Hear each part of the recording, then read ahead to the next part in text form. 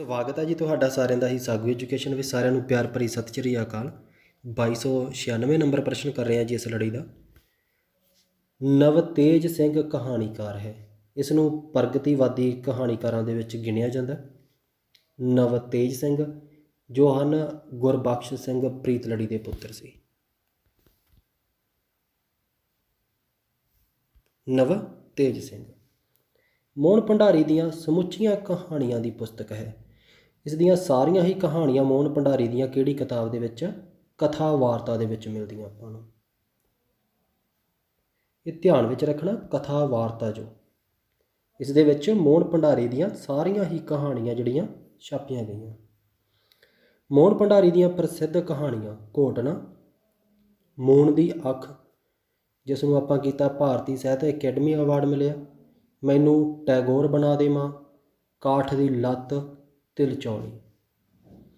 ਬਾਗਾਂ ਦਾ ਰਾਖਾ ਕਹਾਣੀ ਦਾ ਲੇਖਕ, ਇਸ ਦਾ ਮੁੱਖ ਪਾਤਰ ਆਪਾਂ ਕੀਤਾ ਬਾਰੂ, ਇਸ ਦਾ ਮੁੱਖ ਪਾਤਰ ਪ੍ਰਿੰਸੀਪਲ ਸੁਜਾਨ ਸਿੰਘ ਦੀ ਕਹਾਣੀ ਹੈ। ਆਪਣਾ ਅਗਲਾ ਪ੍ਰਸ਼ਨ ਹੈ, ਇਸ ਪ੍ਰਸ਼ਨ ਨੂੰ ਧਿਆਨ ਦੇ ਨਾਲ ਕਰ ਲੈਣਾ, ਇੱਥੋਂ ਹੀ ਇੱਕ ਪ੍ਰਸ਼ਨ ਆ ਜਾਵੇਗਾ।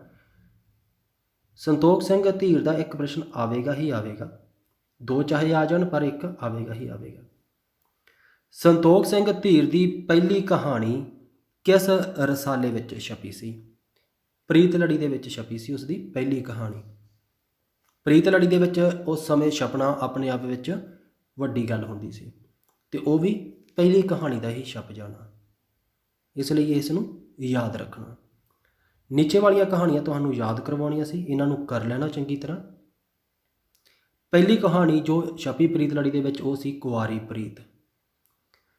ਪ੍ਰੀਤਲੜੀ ਰਸਾਲੇ ਵਿੱਚ ਛਪੀ। ਮੇਰਾ ਉਜੜਿਆ ਗੁਆਂਢੀ, ਇਹ ਧੀਰ ਦੀਆਂ ਪ੍ਰਸਿੱਧ ਅਤੇ ਅਮਰ ਕਹਾਣੀਆਂ ਦੇ ਵਿੱਚ ਗਿਣੀ ਜਾਂਦੀ ਆ। ਮੇਰਾ ਉਜੜਿਆ ਗੁਆਂਢੀ। ਇਸ ਨਾਲ ਇੱਕ ਛੋਟੀ ਜਿਹੀ ਘਟਨਾ, ਜਦੋਂ ਧੀਰ ਨੇ ਇਹ ਕਹਾਣੀ ਲਿਖੀ, ਆਪਣੇ ਬਾਬੇ ਅਤੇ ਆਪਣੀ ਪਤਨੀ ਨੂੰ ਸੁਣਾਈ ਇਹ ਕਹਾਣੀ, ਤਾਂ ਉਹਨਾਂ ਦੀਆਂ ਅੱਖਾਂ ਵਿੱਚ ਹੰਝੂ ਸੀ, ਉਹ ਰੋ ਰਹੇ ਸੀ। ਧੀਰ ਨੂੰ ਉਸੇ ਵਕਤ ਹੀ ਅਹਿਸਾਸ ਹੋ ਗਿਆ ਸੀ ਕਿ ਉਸਨੇ ਇੱਕ ਉੱਚ ਕੋਟੀ ਦੀ ਕਹਾਣੀ ਲਿਖ ਲਈ ਆ। ਉਹਦਾ ਮਕਸਦ ਕਹਾਣੀ ਲਿਖਣ ਦਾ ਪੂਰਾ ਹੋ ਗਿਆ। ਮਤਲਬ ਉਸ ਦੀ ਪਤਨੀ ਦੇ ਹੰਝੂਆਂ ਨੇ ਦੱਸ ਦਿੱਤਾ ਸੀ ਕਿ ਇਹ ਕਹਾਣੀ ਇੱਕ ਕਾਮਯਾਬ ਕਹਾਣੀ ਹੈ। ਇਸ ਤੋਂ ਬਾਅਦ ਕਹਾਣੀ ਆ ਜਾਂਦੀ ਹੈ ਡਾਕੂ ਕਹਾਣੀ। ਇਸ ਕਹਾਣੀ ਤੋਂ ਅਸਲ ਪ੍ਰਸਿੱਧੀ ਮਿਲੀ ਹੈ ਧੀਰ ਨੂੰ। ਧੀਰ ਦੀ ਆਪਣੀ ਜ਼ੁਬਾਨੀ ਕਿ ਉਸ ਨੂੰ ਡਾਕੂ ਕਹਾਣੀ ਤੋਂ ਹੀ ਅਸਲ ਪ੍ਰਸਿੱਧੀ ਮਿਲੀ। ਅਗਲੀ ਕਹਾਣੀ ਆ ਉਸ ਦੀ ਕੋਈ ਇੱਕ ਸਵਾਰ। ਇਹ ਕਹਾਣੀ ਧਿਆਨ ਵਿੱਚ ਰੱਖਣਾ, ਇਹ ਉੱਚ ਕੋਟੀ ਦੀ ਕਹਾਣੀ ਆ। ਇਹ ਕਹਾਣੀ ਚੈਖੋਵ ਦੀ ਕਹਾਣੀ ਦੇ ਬਰਾਬਰ ਦੀ ਕਹਾਣੀ ਮੰਨੀ ਜਾਂਦੀ ਹੈ। ਚੈਖੋਵ ਦੇ ਬਰਾਬਰ ਦੀ ਕਹਾਣੀ ਕੋਈ ਇੱਕ ਸਵਾਰ। ਇੱਥੇ ਧਿਆਨ ਵਿੱਚ ਰੱਖਣਾ, ਆਪਾਂ ਇਹ ਚੀਜ਼ ਕਰ ਰਹੇ ਹਾਂ, ਕਹਾਣੀ ਦੀ ਗੱਲ ਕਰ ਰਹੇ ਹਾਂ, ਨਾ ਕਿ ਆਪਾਂ ਇਹ ਕਰ ਰਹੇ ਹਾਂ ਕਿ ਸੰਤੋਖ ਸਿੰਘ ਧੀਰ ਨੂੰ ਪੰਜਾਬੀ ਕਹਾਣੀ ਦਾ ਚੈਖੋਵ ਕਿਹਾ ਜਾਂਦਾ। ਇਹ ਨਹੀਂ ਕਰ ਰਹੇ। ਉਸ ਦੀ ਕਹਾਣੀ ਚੈਖੋਵ ਦੇ ਬਰਾਬਰ ਦੀ ਆ, ਕੋਈ ਇੱਕ ਸਵਾਰ। ਸੁਚੇਤ ਕਹਾਣੀਕਾਰ ਸੰਤੋਖ ਸਿੰਘ ਧੀਰ।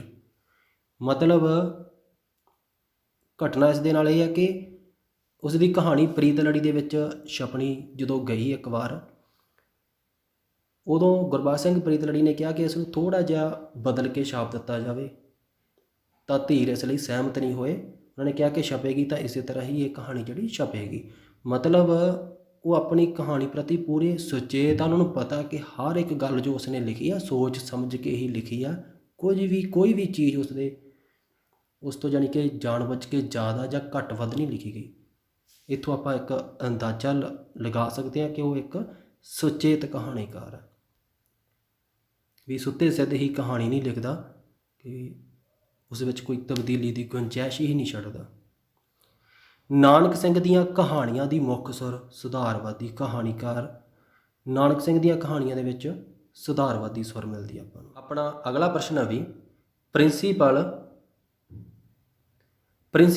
ਸੁਜਾਨ ਸਿੰਘ ਕਹਾਣੀਕਾਰ ਹੈ। ਪ੍ਰਿੰਸੀਪਲ ਸੁਜਾਨ ਸਿੰਘ ਨੂੰ ਮਾਰਕਸਵਾਦੀ ਕਹਾਣੀਕਾਰਾਂ ਦੇ ਵਿੱਚ ਗਿਣਿਆ ਜਾਂਦਾ। ਇੱਕ ਮਾਰਕਸਵਾਦੀ ਕਹਾਣੀਕਾਰ ਸੁਜਾਨ ਸਿੰਘ।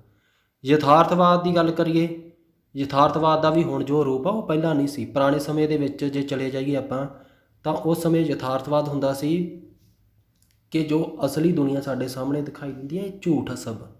ਜੋ ਅਸਲ ਦੁਨੀਆ ਉਹ ਆਤਮਾ ਪਰਮਾਤਮਾ, ਜੋ ਉਹ ਅਸਲ ਦੁਨੀਆ ਉਹ ਯਥਾਰਥਵਾਦ ਆ ਅਸਲੀ। ਪਰ ਬਾਅਦ ਦੇ ਵਿੱਚ ਇਹ ਧਾਰਨਾ ਬਦਲ ਗਈ।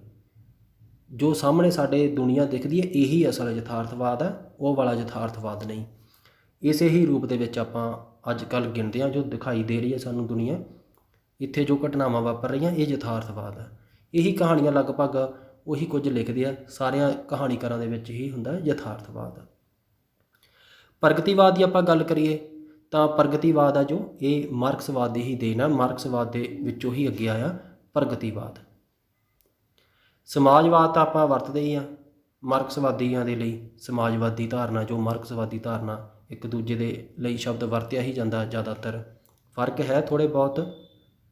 ਹੁਣ ਆਪਾਂ ਇੱਥੇ ਕੀ ਕਰ ਸਕਦੇ ਹਾਂ, ਸਿੱਧਾ ਹੀ ਕਰਾਂਗੇ ਕਿ ਪ੍ਰਿੰਸੀਪਲ ਸੁਜਾਨ ਸਿੰਘ ਮਾਰਕਸਵਾਦੀ ਕਹਾਣੀਕਾਰ ਹੈ, ਜਾਂ ਕਹਿ ਲਵੋ ਸਮਾਜਵਾਦੀ ਯਥਾਰਥਵਾਦੀ, ਅਤੇ ਜੇ ਪ੍ਰਗਤੀਵਾਦੀ ਕਰਾਂਗੇ ਤਾਂ ਇਸ ਦੇ ਵਿੱਚ ਹੀ ਆ ਜਾਏਗਾ ਮਾਰਕਸਵਾਦੀ। ਠੀਕ ਹੈ, ਧਿਆਨ ਵਿੱਚ ਰੱਖਣਾ ਬਸ ਇੰਨਾ ਹੀ। ਮਾਰਕਸਵਾਦੀ ਕਹਾਣੀਕਾਰ ਹੈ ਪ੍ਰਿੰਸੀਪਲ ਸੁਜਾਨ ਸਿੰਘ। ਮੋਹਨ ਭੰਡਾਰੀ ਦੀ ਪਹਿਲੀ ਕਹਾਣੀ ਕਿਹੜੀ ਲਿਖੀ ਸੀ? ਮੋਹਨ ਭੰਡਾਰੀ ਨੇ ਅੱਧ ਵਾਟੇ ਲਿਖੀ ਸੀ। ਮੋਹਨ ਭੰਡਾਰੀ ਦੀ ਕਹਾਣੀ, ਪਹਿਲਾ ਕਹਾਣੀ ਸੰਗ੍ਰਹਿ ਇਸ ਦਾ ਸੀ ਤਿਲ 40, ਜਿਸ ਨੂੰ ਆਪਾਂ ਕੀਤਾ ਸਾਹਿਤ ਅਕੈਡਮੀ ਅਵਾਰਡ ਚੰਡੀਗੜ੍ਹ ਵੱਲੋਂ ਮਿਲਿਆ। ਚੰਡੀਗੜ੍ਹ ਸਾਹਿਤ ਅਕੈਡਮੀ ਹੈ ਜੋ ਉਸ ਵੱਲੋਂ ਮਿਲਿਆ।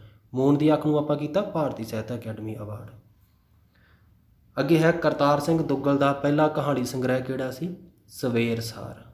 ਕਰਤਾਰ ਸਿੰਘ ਦੁੱਗਲ ਦਾ ਕਹਾਣੀ ਸੰਗ੍ਰਹਿ। ਅੰਗ ਸੰਗ ਕਹਾਣੀ ਦਾ ਮੁੱਖ ਪਾਤਰ, ਇਸ ਦਾ ਮੁੱਖ ਪਾਤਰ ਕਰ ਲੈਣਾ ਅਮਰੀਕ। ਇਸ ਕਹਾਣੀ ਦਾ ਸਮਾਜਿਕ ਚੇਤਨਤਾ ਪੈਦਾ ਕਰਦੀ ਹੈ ਇਹ ਕਹਾਣੀ। ਅੰਗ ਸੰਗ ਅਮਰੀਕ ਸਿੰਘ। ਵਰਿਆਮ ਸੰਧੂ ਦੀ ਕਹਾਣੀ ਹੈ, ਇਸ ਦਾ ਜੋ ਪਹਿਲਾ ਕਹਾਣੀ ਸੰਗ੍ਰਹਿ ਸੀ ਲੋਹੇ ਦੇ ਹੱਥ ਸੀ। ਵਰਿਆਮ ਸੰਧੂ ਦਾ ਪਹਿਲਾ ਕਹਾਣੀ ਸੰਗ੍ਰਹਿ। ਠੀਕ ਆ ਵੀ, ਤੁਹਾਡਾ ਸਾਰਿਆਂ ਦਾ ਬਹੁਤ ਬਹੁਤ ਧੰਨਵਾਦ।